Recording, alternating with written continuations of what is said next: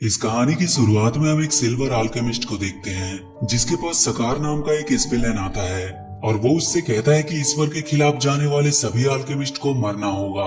ये सुनकर silver Alchemist गुस्से से सकार पर हमला कर देता है, लेकिन सकार उसके हर हमले से बच जाता है। तो इस पे सिल्वर आल्केमिस्ट उसे एक चक्र के रूप में मारने जाता है, पर सकार एक बार फिर से बच जाता है। और जैसे ही सकार आगे बढ़ता है तो वो देखता है कि उसका एक पैर जख्मी है, लेकिन अगले ही पल सिल्वर आल्केमिस्ट का भी एक पैर पूरी तरह से डैमेज हो जाता है और वो पानी में गिर जाता है। दरअसल उसने जब चक्र के रूप में स्कार पर हमला किया होता है तो वो दोनों एक दूसरे को घायल कर दिए होते हैं। और वहीं जब सिल्वर आल्केमिस्ट पानी में गिर जाता है तो सकार पानी में जाकर उसे मार देता है। अब ये इस विलेन कौन है और वो आल्केमिस्ट को क्यों मार रहा है, इसके बारे में हम आगे जानेंगे। इसके बाद कहानी यहाँ से शिफ्ट होती है और हम एडवर्ड एल्रिक और अल्फोंस एल्रिक को देखते हैं जो एक सरकारी अल्केमिस्ट का एग्जाम देने ट्रेन से सेंट्रल जा रहे होते हैं। पर जब वो प्लेटफॉर्म पे पहुंचते हैं तो वो देखते हैं कि उनकी ट्रेन खुल चुकी है। वो दोनों किसी तरह भागते हुए ट्रेन में चढ़ते हैं और जैसे ही वो अंदर जाते हैं एडवर्ड का पैर लिन याओ नाम के एक आदमी पर पड़ता है, जिससे एडवर्ड डर जाता है। इसके बाद हम देखते हैं कि एडवर्ड, अल्फोंस और लिन याओ तीनों एक साथ बैठे होते हैं और अल्फोंस लिन याओ से पूछता है कि तुम कहां से आए हो। इस पर लिन याओ कहता है कि वो जिंग शहर से आया है और वो यहाँ पे किसी आल्केमिस्ट के बारे में जानने आया है। इसके बाद लिन याओ एडवर्ड से जादुई पत्थर के बारे में पूछता है तो एडवर्ड उससे कहता है कि इसके बारे में उसे कुछ भी नहीं पता। और एडवर्ड लिन याओ से पूछता है कि तुम्हें जादुई स्टोन में इतनी दिलचस्पी क्यों है। इस पर लिन याओ कहता है कि उसे अमर होने का राज जानना है। ये बात सुनकर एडवर्ड अल्फोंसो के साथ वहाँ से जाने लगता है, लेकिन लिन याओ उनका रास्ता रोक लेता है। तभी वहाँ पर कुछ लुटेरे आ जाते हैं जो लिन याओ के ऊपर गन तान देते हैं, पर तभी वहाँ पे लिन याओ के आदमी मास्क लगाकर आ जाते हैं और उन लुटेरों को बहुत बुरी तरह से मारते हैं। और इसी मौके का फायदा उठाकर एडवर्ड वहाँ से निकलना चाहता था, लेकिन लिन याओ के आदमी एक बार फिर से उन्हें पकड़ लेते हैं और एडवर्ड के जादुई पत्थर के बारे में ना बताने पर उनके बीच फाइट होने लगती है। इसी फाइट के बीच में जब एडवर्ड लिन याओ के एक आदमी को पकड़ लेता है तो वो बम के विस्फोट से उस ट्रेन के बॉक्स को ही उड़ा देता है, लेकिन किसी तरह एडवर्ड सुरक्षित होता है। और जब एडवर्ड गुस्से में आकर एक बार फिर से उसे मारने जाता है और उसका मास्क हटाता है तो वो देखता है कि वो कोई आदमी नहीं बल्कि एक औरत होती है। लेकिन इस फाइट के दौरान एक बार फिर वो लेडी बॉम्ब विस्फोट कर देती है। इसकी वजह से एडवर्ड उस ट्रेन से गिरने वाला होता है, लेकिन इनवी नाम की एक एल्केमिस्ट एडवर्ड को बचा लेता है। तभी वहाँ लिन याओ और उसके साथी आ जाते हैं जो इनवी पर हमला करके उसे घायल कर देते हैं, लेकिन अगले ही पल इनवी ठीक हो जाता है। और यहाँ पर हमें पता चलता है कि आल्केमिस्ट एक बनावटी इंसान होते हैं जो बार बार मरकर भी जिंदा हो जाते हैं। ये बात सुनकर लिन याओ खुश हो जाता है क्योंकि उसे अमर इंसान की ही तलाश होती है। और जैसे ही उसे ये पता चलता है कि इनवी अमर है, वो अपने साथी को उसे पकड़ने के लिए कहता है और लिन याओ और उसके साथी इनवी को लेकर ट्रेन से नीचे जंप लगा देते हैं। इसके बाद एडवर्ड वापस से उस ट्रेन के लुटेरों के पास जाता है और उनसे पूछता है कि वो लोग यहाँ पर क्या करने आए थे। तो वो लुटेरा एडवर्ड को बताता है कि वो यहाँ पे एक मिलिट्री ऑफिसर को बंदी बनाने आया था, जिसे बंदी बनाकर वो अपने साथी की रिहाई की मांग करने वाला था।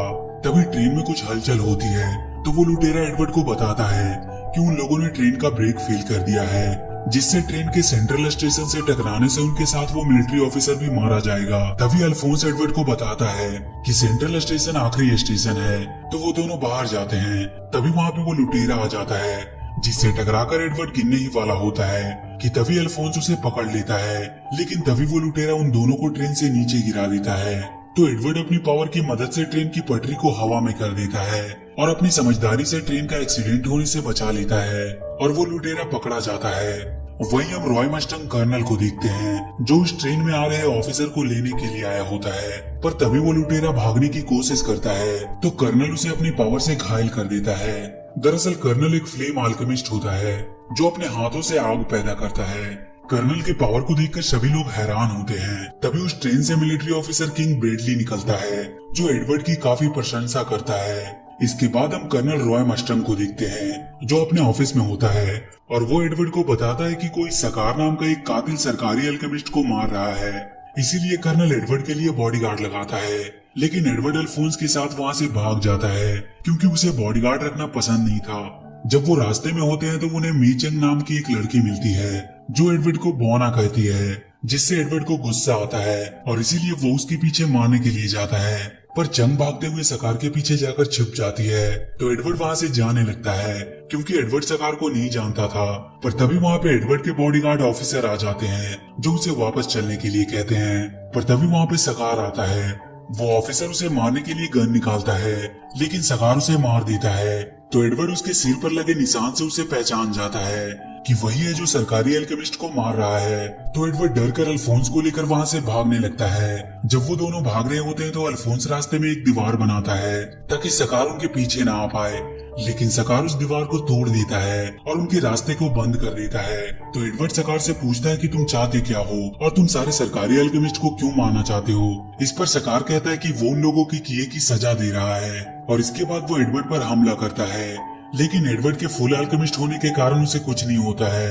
लेकिन अल्फोंस जब देखता है कि सकार बहुत पावरफुल है तो वो एडवर्ड को वहां से भाग जाने को कहता है। लेकिन एडवर्ड अल्फोंस को अकेला छोड़कर नहीं भागता है और सकार से फाइट करने लगता है। पर सकार एडवर्ड के मेटल के हाथ को पूरी तरह से डिस्ट्रॉय कर देता है। इस पर एडवर्ड सकार से पूछता है कि तुम चाहते क्या हो। तो सकार कहता है कि वो फुल मेटल अल्केमिस्ट को मारना चाहता है। तो एडवर्ड कहता है कि ठीक है तुम मुझे मार दो लेकिन मेरे छोटे भाई अल्फोंस को जाने दो। और जैसे ही सकार एडवर्ड को मारने जाता है तभी वहाँ पे कर्नल आ जाता है।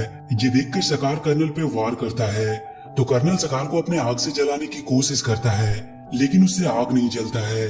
तो वहाँ की एक लेडी ऑफिसर कर्नल को सकार के वार से बचा लेती है और कर्नल को बताती है कि बारिश में उसके दस्ताने काम नहीं करेंगे।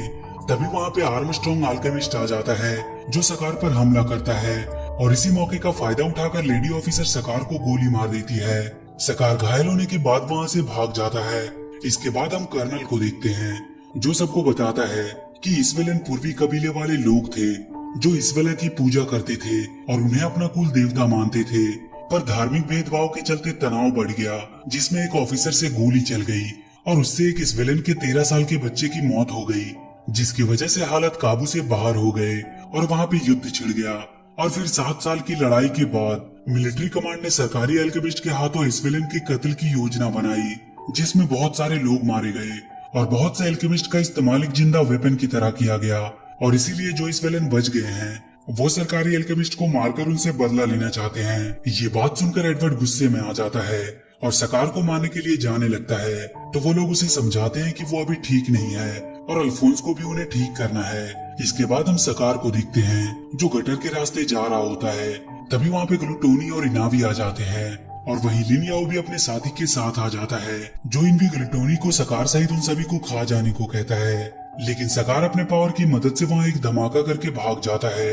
इसके बाद हम आर्म अल्केमिस्ट को देखते हैं जो कर्नल को बताता है कि एडवर्ड सरकारी अल्केमिस्ट के एग्जाम में पास हो गया है। तभी उसे अपनी पुरानी बातें याद आने लगती है कि किस प्रकार उसने अपनों को खोया था। इसके बाद हम किंग ब्रेडली के बेटे सेलिम को देखते हैं जो फुल मेटल अल्केमिस्ट का बहुत बड़ा फैन होता है, जो अपने मॉम से कहता है कि वो बड़ा होकर अल्केमी सीखेगा और अपने डैड के काम में हाथ बटाएगा। इसके बाद हम एडवर्ड को देखते हैं जो अपने मेटल के हाथ को लगवाने के लिए अपने फ्रेंड विनरी के पास जाता है।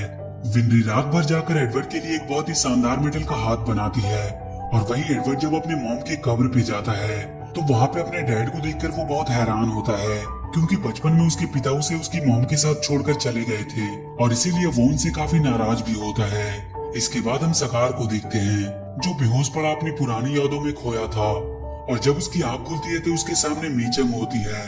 दरअसल मीचंग ने ही सकार की जान बचाई थी और जब मीचंग सकार के हाथ के टैटू के बारे में पूछती है तो सकार उसे बताता है कि ये टैटू उसकी फैमिली से मिली है। इसके बाद हम एडवर्ड के डैड को देखते हैं जो विनरी के ग्रैंड मदर को बताते हैं कि इस शहर का हाल भी जर्जिक शहर की तरह होने वाला है।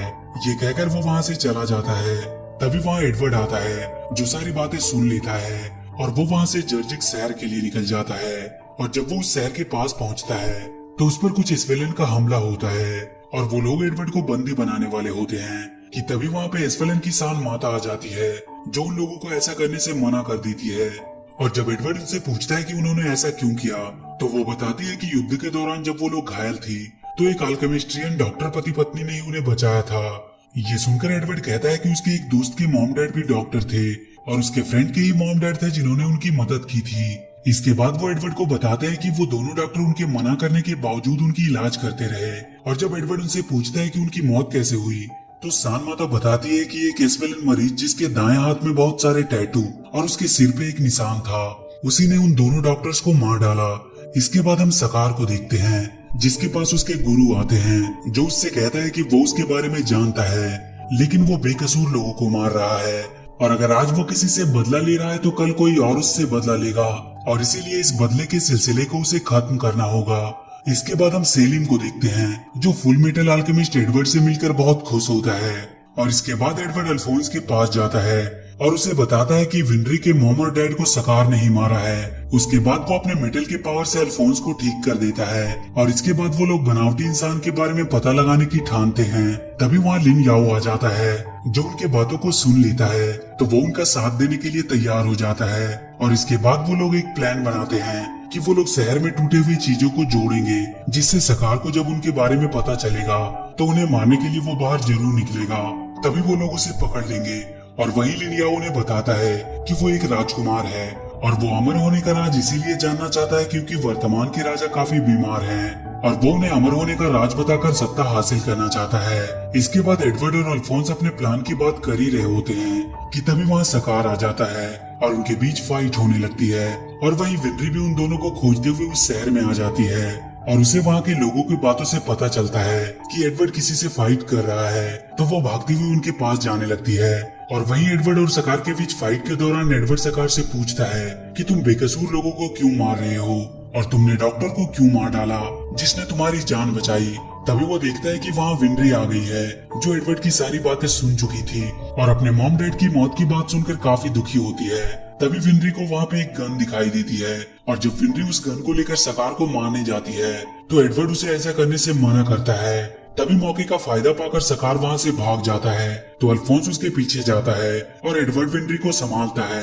इसके बाद हम लिन याओ को देखते हैं, जो बनावटी इंसान ग्लूटोनी को पकड़ने जाता है, पर तभी वहाँ पे किंग ब्रेडली आ जाता है, जो उन्हें ऐसा करने से मना करता है और उन पर हमला कर देता है।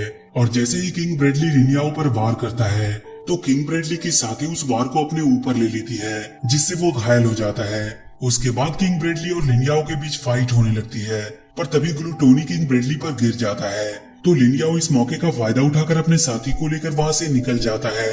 और वहीं इधर एडवर्ड और अल्फोंस सकार को पकड़ लेते हैं। तभी वहाँ पे ग्लूटोनी आ जाता है, जो सकार को खाना चाहता है, और जैसे ही वो आगे बढ़ता है सकार उस पर हमला कर देता है, लेकिन सकार का हमले का उस पर कोई असर नहीं होता है। तभी वहाँ पे लिन याओ आता है, जो ग्लूटोनी के मुंह पे बॉम्ब लगा देता है, जिससे उसका आधा शरीर डिस्ट्रॉय हो जाता है, लेकिन अगले ही पल उसका शरीर ठीक होने लगता है। लेकिन समय रहते ही लिन याओ उसे बंदी बना लेता है। इसके बाद सकार एडवर्ड को मारने जाता है, पर तभी वहाँ विनरी एक लेडी ऑफिसर के साथ आती है, जो सकार को गोली मारकर घायल कर देती है। उसके बाद वो दोनों लिन याओ और ग्लूटोनी को लेकर वहाँ से चले जाते हैं, पर तभी वहाँ पे मीचंग आती है, जो सकार को घायल देखकर घबरा जाती है। वो एडवर्ड और अल्फोंस का ध्यान भटकाकर सकार को वहाँ से ले जाती है, और इधर लिन याओ अपने साथी के घायल होने से काफी नाराज था। तभी वहाँ कर्नल रॉय मस्टंग आता है, जिसे वो लोग ग्लूटोनी को दिखाते हैं, और वहीं लिन याओ उन्हें बताता है कि किंग ब्रेडली कोई आम इंसान नहीं, बल्कि वो एक होमोक्यूलस है। इसके बाद हम किंग ब्रेडली को देखते हैं, जो किसी ह्यूमोक्यूलस मास्टर से बात कर रहा था। इसके बाद हम मीचंग को देखते हैं, जो अपने शुद्धिकरण कला से सकार का इलाज करके उसे ठीक कर देती है। वहीं सकार उस लेडी ऑफिसर से इस विलन के बारे में पूछता है, तो वो उसे बताती है कि उस जंग के दौरान किंग ब्रेडली ने अल्केमिस्ट को एक जिंदा हथियार के रूप में प्रयोग किया, और उस जंग के दौरान सकार ने अपने बड़े भाई को ये बताता है कि अल्केमिस्ट्रियन ने उन पर हमला किया, तो उसके बड़े भाई ने उसे अपनी रिसर्च की किताब देकर उसे वहाँ से जाने को कहता है। लेकिन तभी एक सरकारी अल्केमिस्ट उन पर हमला कर देता है, जिस हमले के दौरान सकार के सिर पर चोट लगती है और उसका एक हाथ कट जाता है, जिससे वो बेहोश हो जाता है। तो उसका बड़ा भाई अपने शुद्धिकरण कला से अपना हाथ सकार के हाथ में लगा देता है और उसे एक नया जीवन देता है, और उसी दौरान उसके भाई की मृत्यु हो जाती है। और जब सकार की आंखें खुलती है तब वो अपने भाई के मौत के गम में बहुत दुखी होता है, और इसीलिए वो गुस्से में आकर डॉक्टर को मार देता है। जंग तो खत्म हो गई थी, लेकिन कोई भी उस जंग से खुश नहीं था। ये बात सुनकर एडवर्ड काफी दुखी होता है। इसके बाद हम अल्फोंस को देखते हैं, जो मीचंग का पीछा करके सकार का पता लगा लेता है, और वो एडवर्ड को लेकर सकार के पास चला जाता है, जहाँ उन लोगों के बीच जबरदस्त फाइट होती है, जिससे वहाँ की बिल्डिंग पूरी तरह से डिस्ट्रॉय हो जाती है। इनके फाइट के बीच वहाँ पे कर्नल विनरी और भी लोग आ जाते हैं। तभी सकार एडवर्ड पर हमला करने जाता है, तो एडवर्ड सकार के हाथ को पत्थर में फ्रीज कर देता है। इस पर विनरी सकार के पास जाती है और अपने जेब से कुछ निकालती है, तो एडवर्ड को लगता है कि विनरी सकार से अपने मॉम डैड का बदला लेना चाहती है, लेकिन विनरी अपने मॉम और डैड की तरह सकार का इलाज करने लगती है। ये सब देखकर सभी लोग हैरान होते हैं और विनरी की सिंपैथी देखकर सकार को अपने गुरु की बात याद आने लगती है और सकार अपनी गलती मानकर विनरी से माफी मांगता है। तभी वहाँ लिन याओ आता है जो उन लोगों को बताता है कि ग्लूटोनी आजाद हो गया।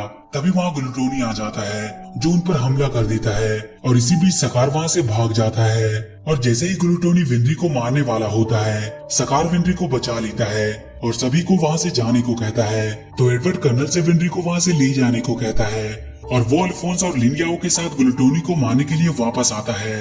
पर तभी वहाँ पे इन्वी आ जाता है जो ग्लूटोनी को बताता है कि वो एडवर्ड और अल्फोंस को नहीं खा सकता और इसी बीच उनमें फाइट होने लगती है और ग्लूटोनी लिन याओ को खाने के चक्कर में अपने भाई एनवी और एडवर्ड को भी खा जाता है। अल्फोंस एडवर्ड के चले जाने की वजह से काफी दुखी होता है। इसके बाद हम एडवर्ड को देखते हैं जो ग्लूटोनी के पेट में अभी भी जिंदा होता है और वहीं लिन याओ और इन्वी भी जिंदा होते हैं। इन्वी उन्हें बताता है कि ये सच का प्रवेश द्वार है जिसे उसके पिता ने बनाया था। तो एडवर्ड इन्वी से पूछता है कि यहाँ से वो बाहर कैसे निकल सकते हैं। इस पर इन्वी कहता है कि यहाँ से अब कभी भी वो बाहर नहीं निकल पाएंगे और इसी बात को लेकर उनमें फाइट होने लगती है और देखते ही देखते इन्वी एक मॉन्स्टर में बदल जाता है और इसी के साथ ये मूवी यहीं पर खत्म हो जाती है। तो वीडियो अगर अच्छी लगी हो तो please do like and share the video and please subscribe to my channel and press that bell icon.